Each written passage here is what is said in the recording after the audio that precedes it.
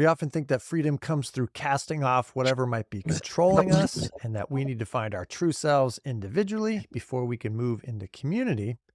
But what if the constraints of the spiritual life are the things that set us free? What if focused practices in community lead to the flourishing of an individual life? That is what we are talking about today, finding freedom in constraints. This is the Embodied Faith Podcast with Jeff and Sid Holsclaw.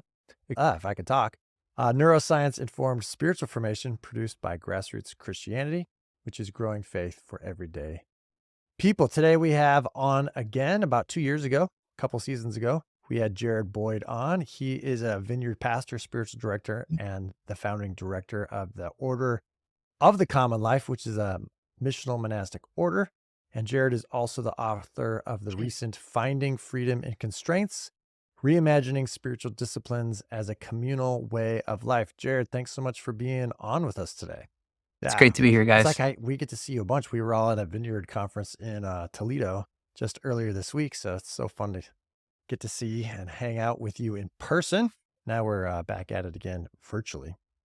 So really quick, go ahead. Wait, before we move on, I just want to make a comment to all of you aesthetic people out there. If you're watching, the book cover for this book is nice. Yes, it is nice. It's I'll put it up here on the YouTube. If you're watching on YouTube, there we go. It's very nice. No, but I mean, I like the feel of it. It's one of those touchy paper ones and accessible rather than like glossy. I like it. It does stain quite easily, though. I'll have to say. Yeah, but that just makes it more loved. All right. It's very touchy. It's very nice. It's very nice. Okay. So before we get to the book, though, you are the founding director of the Order of the Common Life, which is a missional monastic order and practice. Could you tell people a little bit what that is? Oh, and full disclosure, Sid and I are a part of all this, so we didn't want people to not know that. But could you tell us a little bit about that, and then that'll lead into kind of what you spent your last couple of years working on? Yeah. So, when people ask me to describe what is the Order to the Common Life, oftentimes I just ask them, have you heard of the Jesuits? Jesuits were founded by St. Ignatius of Loyola. And of course, most people have heard of the Jesuits. Most people know someone who is a Jesuit because there's some famous Jesuits out there. And my response is to say, imagine if the Jesuits were founded in the 21st century out of the Vineyard movement. So what we're trying to do is trying to reimagine what a religious order could be in the 21st century. And we're drawing on the whole tradition that goes all the way back to the Desert Fathers and Mothers, and trying to recontextualize that for our day. So that's what the Order of the Common Life is. And I'm happy to chat more about we'll that. have a link to that in the show notes. But really, your book is really all about like, why would we need such a thing? So we can jump right into it. And again, the title of the book is Finding Freedom in Constraint, which I love. So I love linking freedoms and constraints, which we'll get to in a second. But let's just talk really quick about the subtitle. Why is it that you feel that we need to reimagine spiritual disciplines in a communal way, as a communal way of life? Like, what do you feel has been missing there? Yeah, I think most of what I have read in the past 15 or so years around spiritual disciplines or practices tends to have a framework that lends towards individualized practices. Like, what can you as an individual do that is a spiritual discipline or a spiritual practice? And listen, I think that's really helpful to think about our life. What can I practice? We've got a daily routine, or we've got our own personal prayer practice. All of that's important. We do have a personal, individual relationship with God. But when I think about the history of spiritual disciplines, or the concept of rule of life, which is sort of making its way around the world right now, historically, that's always been practiced in community, almost always been practiced in community. And I think when we divorce it out of that context, I think we run the risk of doing what we in Western Christianity have done so well, which is to individualize our faith in a way that actually makes it anemic in ways that it never was intended to be. So I just think that spiritual disciplines, practicing all needs to be done with people in a vulnerable way, in order for it to have any real lasting change in our life. So, can you say a little bit more about what you mean by practicing with people? Like, some people might be hearing that and going, like, so am I supposed to be always with people practicing things together? So maybe say a little bit about that back and forth between practicing individually and community. Yeah, so I think I think practicing by ourselves is always going to be part of the work that we do. But if we are practicing um, some of the same practices that other people are practicing that we're in relationship with, and that we can talk about Yeah. those things. So that's kind of what I mean by doing it in community. So, like, you guys live in Michigan and I live in Ohio, and yet we have both, through the Order of the Common Life, oriented our lives around 4 rhythms of work, prayer, study, and rest, and then 12 commitments. And the fact that we're we're all sort of circling the same kind of practices and the same kind of life, and that we're regularly talking about them means that we're doing it in community, even though we're, 300 miles apart. Yeah, and there's people who are even further apart than 300 miles. And yeah, so just a little, like, I appreciate that we look at a different commitment each of the 12 months of the year. So November was the commitment to hospitality. And I love that it was not just having people in your home, but it's the hospitality of being truly present with others and the things that you need to set aside in order to be present.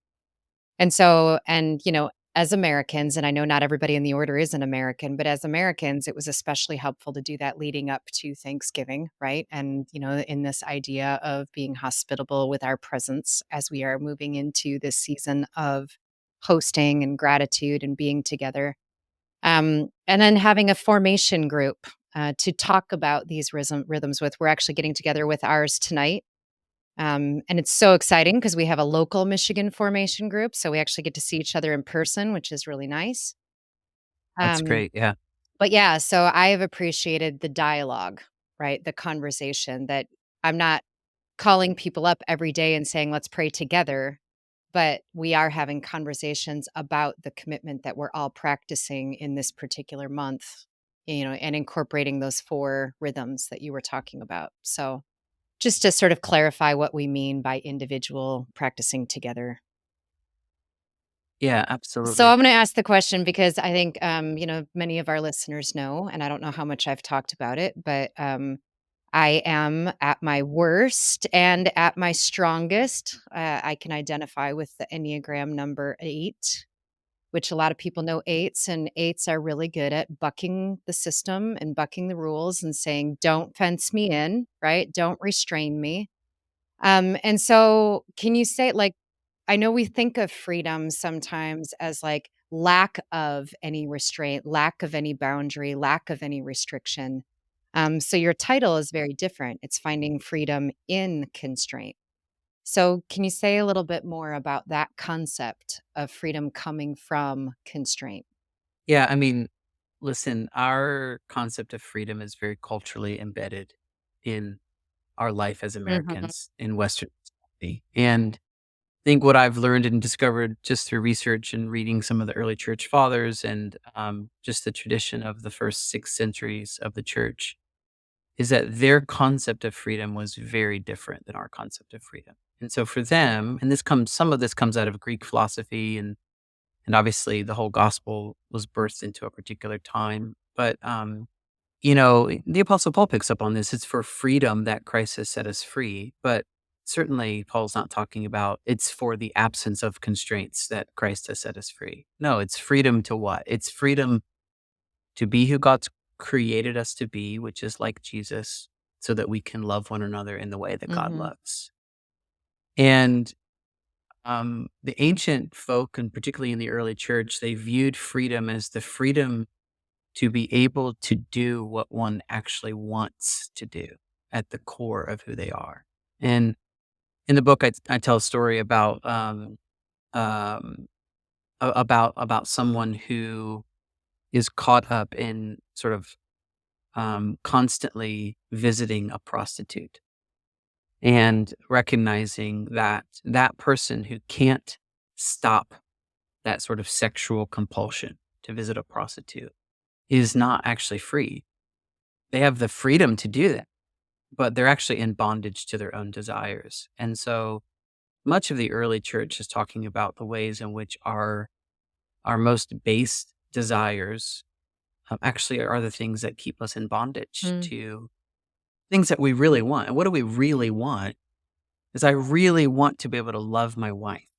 I really want to be able to love my kids and to love my friends. But there's things that are in the way of the practicality of me doing that, rooted in pride and selfishness and things that have me all bound up. And so the book is about trying to get underneath what are the things that are preventing you from loving and growing mm. in likeness. This. Yeah, so that just, brings up we've talked about the Ignatian exercises and that whole disordered attachments idea. And we've talked a little bit about, the neuroscience even behind those well-worn paths, those habits that we tread that we don't even think about doing, that we find ourselves in these sort of default responses to our circumstances rather than being able to freely choose. We find ourselves just operating in our habits, or the pathways. So, yeah, I resonate so much with this idea. So I'll just say I'm a little bit more redeemed as an eight than I once was, and Sure. have found joy in being able to move into this idea of consent, which you also talk about in the book. So can you say a little bit about that? About like what are we doing in situations when it's not something we're choose, it's not something that we want? How do we find freedom in those kinds of constraints, even when we don't want it? Yeah. So, in the book, it's roughly, the practices of constraint that I lay out. There are 6 of them, and half of them are constraints that we choose, and the other half that you're referring to are constraints that we consent to. And I borrow this idea of consent from a Catholic priest, Father Jacques Mhm. Philippe. Uh, he talks about consenting to what we do not choose, and gosh, that's very hard to do. And I maybe I'll say I'll say this. Maybe just kind of dive in a little bit more vulnerably, but one of the things that I had to consent to in the past couple of years is the work of working through some complex trauma from my childhood that I didn't know existed. And so, like, this would be an example of the work I've done in counseling is like I had to get to the point where I was able to accept the fact that, man, there's some things at work inside of me that that I didn't cause and that I didn't choose. But in order for me to actually work through them and allow God to heal them, I have to consent to the fact that this is just true of me, that I've got um, some anxiety popping up in me, and that anxiety is rooted in sort of complex trauma that was way out of my Yeah, control. So I could resist doing that work. I could resist admitting that there's trauma, but that's not going to do me any right. good.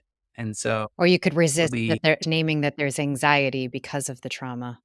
exactly. Yeah, it's Yeah, exactly right. Like there was a part of me that for a while didn't want to just admit that I was anxious because it was new.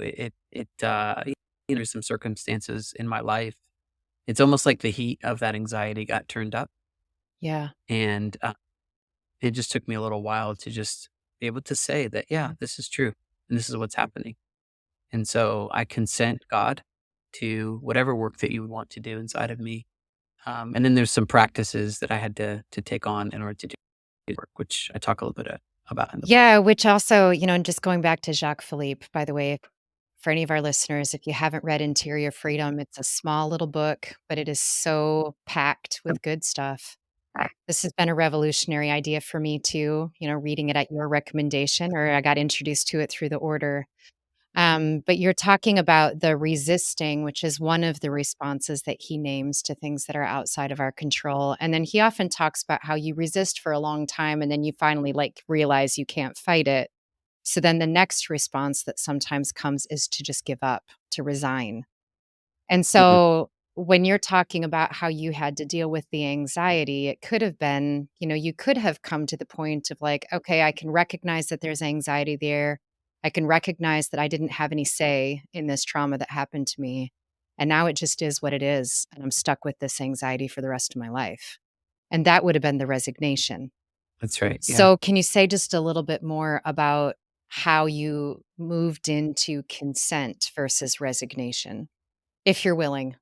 Yeah, absolutely. It's a great, you know, at the end of the day, one of the questions, that I think about as a pastor and as a spiritual director is a question something like this. Are we really convinced that God is in fact using everything for our good and his purposes? And that unfortunately has been thrown around as a bit of a trite saying in the evangelical world, God will use this for good. And that's not a very comforting thing.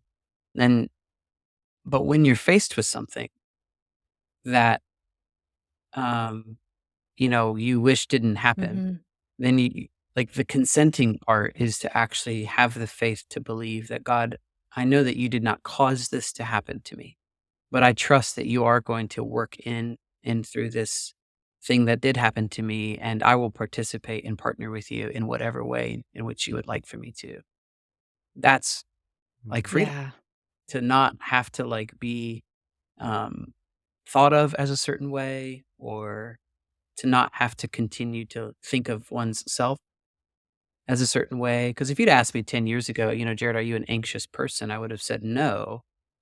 And I would have taken offense at the idea, because I, took some sort of pride in being this like calming presence in the room. And then, things happen in your life. And then if you had asked me like yesterday, are you an anxious person? And I would have said, yeah, I am.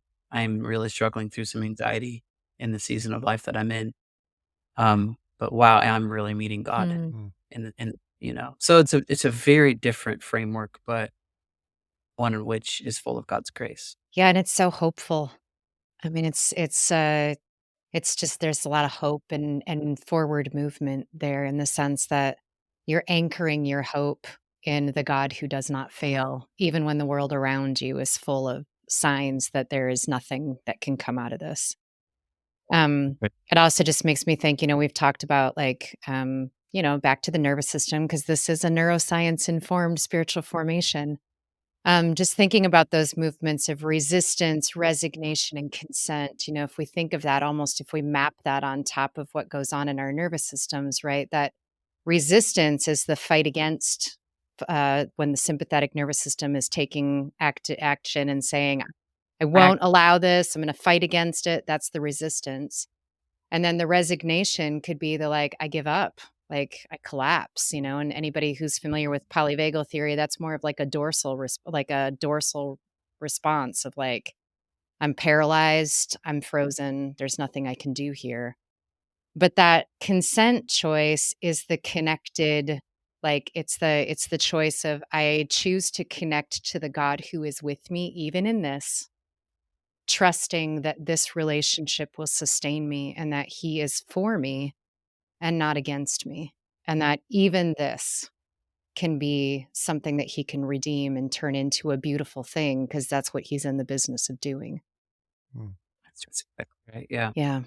I love that. And just to make it like practical, like we can kind of consent to all sorts of things in our life, right? So it could be like family of origin trauma that comes up later.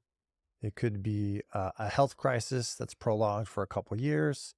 It could be your partner walking up and leaving in your marriage, right? Or getting fired from a job, right? These aren't things you're choosing, but they're things that are part of your life and your story. And so, how is it that you can find God's grace and presence in the midst of all those things? And that, in a sense, it is a type of choice. It's a choosing to consent, right? So there still is some agency in how you posture yourself and open yourself to God's work. It's not purely passive. Um, and so that was kind of like the first I one, would, circumstantial. But and if we could just burrow in maybe on this anxiety questions, you didn't just wake up one day and be like, "Hey, I'm more anxious than I thought," right? You're living in the constraints of a community, and which is one of these other ones, discernment and community, as well as practicing faults and affirmations. Could you kind of talk a little bit about those Yeah. other constraints that we choose, or no, that's the ones that we don't choose, right? Those are the ones we consent to. Could you kind of show how those kind of work in with it? Yeah, so some of the consenting work, is that what you're asking? Yeah, Like, the talk other more about two, some of the consenting in ones or community as well as the faults and yeah. affirmations, how we discern and the constraints of what is true. Yeah. Yeah, so the constraints of consent are the constraints of formational healing, and that is the consenting to the constraint of one's own story. So Right. that's kind of what we were talking about with some of that anxiety. Like, in order for me to do I had to consent to what actually happened in my own story. Um, the constraint or the practice of faults and affirmations, which I could go into detail in, is consenting to the constraint of what is true. And so the practice of faults and affirmations is something that we do in community. So we've done it around our table as a family.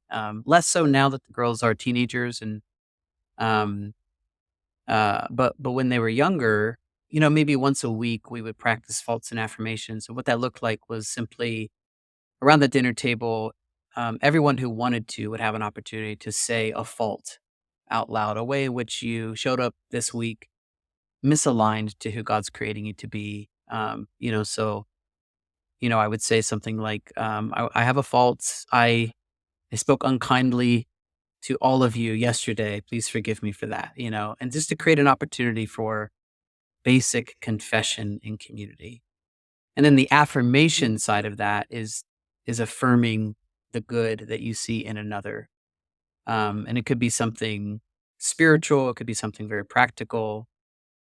But this is around consenting to it's around consenting to what is true about me and what is Hmm. true about you. And so what is true about me is that there are both um, really wonderful things that work inside of me, and there are really hard things that still come out of me. So it's like that weeds among the wheat concept that Jesus talks about.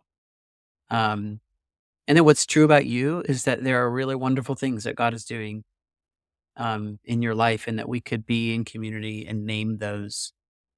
Um, and it's an encouraging Yeah. environment when you're with people and you're able to name out loud the good that And I you're love seeing in that someone practice because else. it does the exact opposite of what we're normally wired to do. I'm normally wired, and communities are wired to affirm who we That's are right.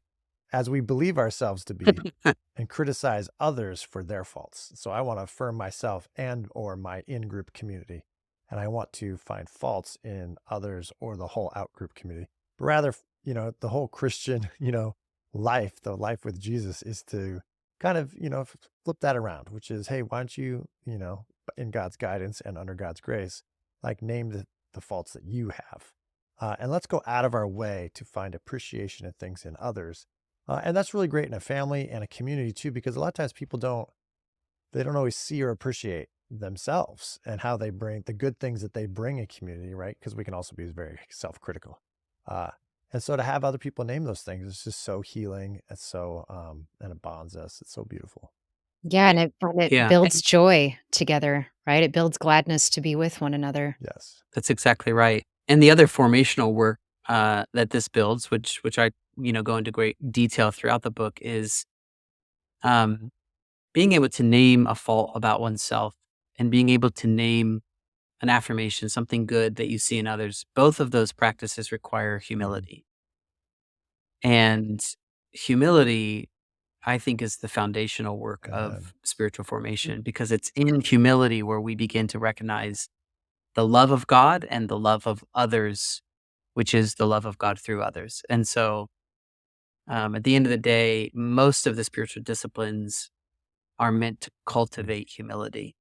And this is a big theme that runs throughout the book as well, and a theme that runs throughout our work with the Order of the Common Mhm. Well, Life. can we just spend a little bit of time on that last one then before we move to the other section, the discernment in community? What does it mean to choose or consent to the constraints of community?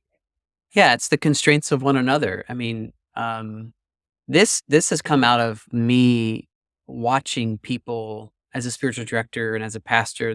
I've just watched for more than a decade now people make giant life Hmm. decisions by themselves, and maybe sometimes that's appropriate, but I think if we're going to really cultivate what it means to be a Christian community, we have to have an imagination for letting others speak into the things of our life, particularly because we can't always see all of the ins and outs of what we need to be able to see, and our decisions do impact other Mhm. people. And so, like, if you guys were ever to decide to move, which I know you recently have moved in the past, like, what, Yeah, 5 or 6 5 a little years, more right? than 5 years ago, yeah.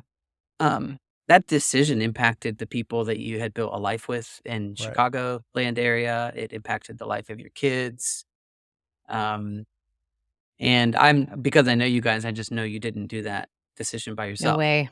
Yeah, no No way, right? way. Because if you do it with other people, if you just bring other people in and you give people permission to speak into your life and to say, here, as best as I can tell, is what I think God is doing in my life, but I welcome your input.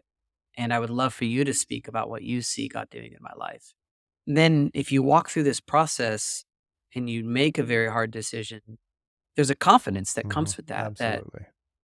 even when things get hard, like other people saw this thing in me. And so increasingly, I'm wanting to think about, where do I not want people in my business? And that's probably where they should be in my business. So whether it be in my finances or in my schedule. So, like, I've recently submitted a good portion of how I build my schedule for the year to other people, whether it be how many speaking engagements I take or how many conferences I do, because there's something inside of me that could just layer that stuff Mhm. for infinity. And so, like, I want to bring that under the scrutiny of other people who might see a good that I can't see. Hmm. Yeah, that's so great. And then there's freedom in that. Like, there's freedom in allowing my life to be constrained by others, because even if they are seeing it wrong, um, I can actually trust my life into Hmm. God's hands. And if somebody says, "Yeah, Jared, I don't think you should say yes to taking that speaking engagement," um, even if I think I really should, there's actually a real joy in me saying, "Okay, that's fine. I'll Hmm. trust God that Right. He is, And whatever." and that's a great point to kind of emphasize all throughout, because some people definitely get uneasy. Like I've survived spiritual abuse, or I've exited abusive family systems that are very controlling and authoritarian. Yes, And so then to think again, like, oh, this is just backdoor, spiritual control again, or something like that, right? But rather we submit to one another in Christ, as Ephesians 5 tells us, like in reverence. And we are following, the crucified, risen Lord, who loves and serves us with his entire life. And so we can trust God because God has already walked that path of sacrifice and of love of others and of service of others. Um, and it follows the neuroscience, right? Like, because like we're mm, always embedded in our relationships. So that's impossible to get out of. We can kind of pretend and we can minimize community, but you can't ever really step back from community and then step into community. All that really means is you're switching communities without saying that, or something like that. So we're always communally mm. formed people. And so just being conscious of that and kind of moving into that um, is just, it's inevitable. It's Well, so important. yeah, and I also feel like, there's an important distinction you made is that, like, you are choosing to surrender your life to the view of other people, right? You're allowing the people in your life to be witnesses to how you're organizing your time or to your finances or whatever it is. And you're doing that as a choice. You're not being forced into that, right? No one is That's right. demanding to see that stuff, and no one is demanding to have a say. And the people that you are surrounding yourself in community are people that you probably have some level of trust with already. And Yes. the being part of the order of the common life, everybody's practicing the same commitments together, which builds a trust there. That we're all practicing these disciplines together. And you still have the freedom, even after you have heard from the people in your life, and still say, I still really feel like God is calling me into this. And they're not going to say, well, then we can't be in community with you anymore. Right.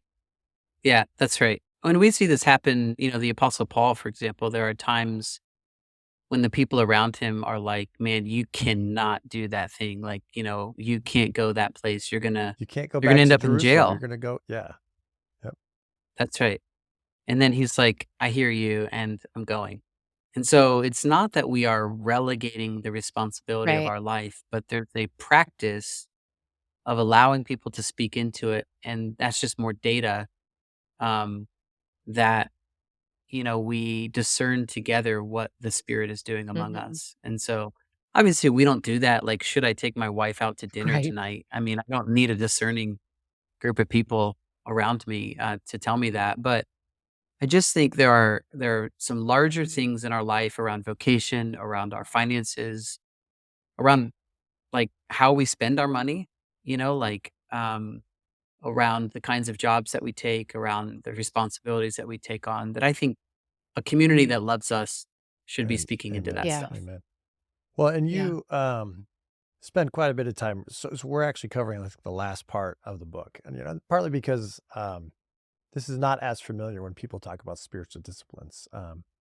So just so everybody knows, if you go out and get the book, which you should, you spend some time talking about the practices of constraints that we choose, which are more of what people are familiar with, like practices of silence and solitude, also of simplicity and how we attend to things, and then also marriage and celibacy. And so those are some of the things that people are like, oh yeah, that's like usually what I think of. Like I'm fasting, I'm praying, I have this kind of structured life, rule of life, um, kind of stuff. But I think, um, and so I'm just thinking about this, like this idea of that freedom comes through constraint is really just another way of saying we're not God ultimately, and we're most free when we Mm. remember that.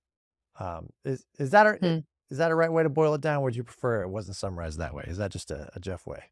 I mean, I love your Jeff way of summarizing that. I think in the end, the constraints that we choose and the constraints that we consent to, it's doing the work of getting us in touch with, our humility and how much we need God. And that's the place that we find our experience of the love of God. And so part of the first third of the book Mhm. is describing really the history of, what has been called asceticism. You think about, the desert fathers and mothers, the fasting, these ascetic training things is from the Greek word askesis, which means to train. It's just this idea that we can train our bodies and our minds and our spirits towards attentiveness to what God is doing. And it's my thought that this whole tradition of monasticism and religious orders, at the center of it is a deep, deep commitment to attentiveness to the presence of God in the life of the human soul, which is always sort of expressed as the love of Amen. God. And so I I really want, when people tell me what is this book about, what I really want to say is this book's Mhm. about the love of God, which is never ending, always present to you. But we have so much in the way where it's blocking our attentiveness to the way that, Yeah. in which God is loving us. And the disciplines are about clearing the path of our line of sight so that we can see the way that God is Right. loving us. I love that. I love that that's the way you talk about the book. It's So beautiful. that training is Thank you. it's like gymnasts and athletes, like when we think about the training. And so just to kind of wrap it up, like the way I really appreciate how earlier in the book you were talking about, well, what is freedom? And the way I would just summarize it is, in the modern West, we have this idea that freedom means I get to choose, um, which is Yeah. not wrong. It's just not enough, right? And so I think really spiritual formation, the way of Christ, being a disciple, follow, however you want to call it, is to be free to love. It's not to be free to choose. And so we're actually slaves of love, if we even want to turn it all the way around that way. And so this book is all about training. Like, what are the different ways that we can train into God's love? So thank you so much for your commitment to going through the work of writing. Uh, where can people kind of connect with you or follow the work you're doing? Yeah, so my website, which is not spectacular at all, is just jaredpatrickboyd.com. But it'll give you a little overview of the work I'm doing. Has a link out to my first book, which is called Imaginative which is Prayer, great. which is a year-long guide to your child's spiritual formation. And then, of course, you can link out there to the work with the Order of the Common Life, or that website's just the Order of the Common Life, or orderofthecommonlife.org. And you can take a look at how we are recontextualizing uh, what it means to have a religious Excellent. vocation. Well, thank you for all you're doing for everyone who's listening. Please like and subscribe on YouTube. Share this. Find this on Spotify, Embodied Faith Podcast. And Jared, well, no, we'll all be hanging out in various places, but hopefully we'll have you on again sometime soon. I would love it. Thanks, guys. Really appreciate the work you're doing.